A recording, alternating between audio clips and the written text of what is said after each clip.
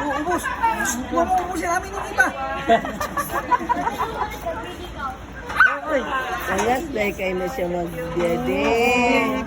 Ma'am, artificial lang ba siya, ma'am? Gani, no? Ay, ang mga lalaki, iniihaw man yan. Gani daw. Sa sinta na yun, kaya ganito kalaki, ma'am mo. Sa sinta na yun ba yan? Anong klaseng baka yan, sir? Gusto lang yung produce sa Pilipinas. Sa ganito, ma'am.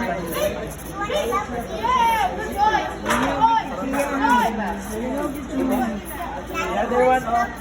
Yeah. The other one naman. The other one, kay gigutom food. Suggest naman yun, no? Oh. Paluoy sa 3 months naman daw ni.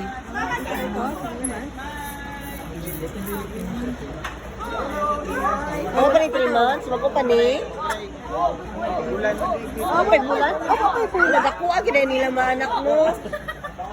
Usually, pila ka anak ang mga anak sila? Tagpila ka. Wala pang 1 month pala ito. Wala pang 1 month. Kaya kapila mo na sila mga anak sa isa katuig. Isa lang yan. AI ito at Isa ka tawig. Isa lang yan sa mga natin. So, sayang tayo pag lalaki. Oh, pag lalaki. Pagbaligyan ang ginagawa. kabaliga ang lalaki. Oh, pwede pa mag-milk. Hindi ka ma'am. Anak ka na niya. Ibutan mo isa sa inahan. Dayon. Yung una anak na, Produce o milk. Ah, ganon. Hindi mo na siya maka-produce o milk sa milking. Kung matutuyan din ang anak, kaya mga suman. Parang yan anak. Tambok kayo sila, no? Para dire-diretso continuous ang Siguro siya na yung pasa. itong sa production.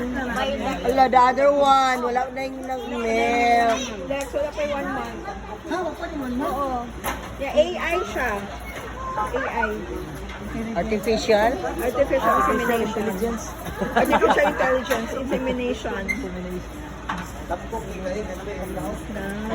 Muna, magbilin dyan mo isa kalaki. Yung saon na lang pagpakwanan eh. Hindi ma'am.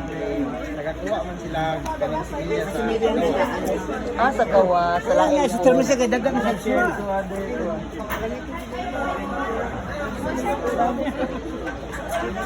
Wow.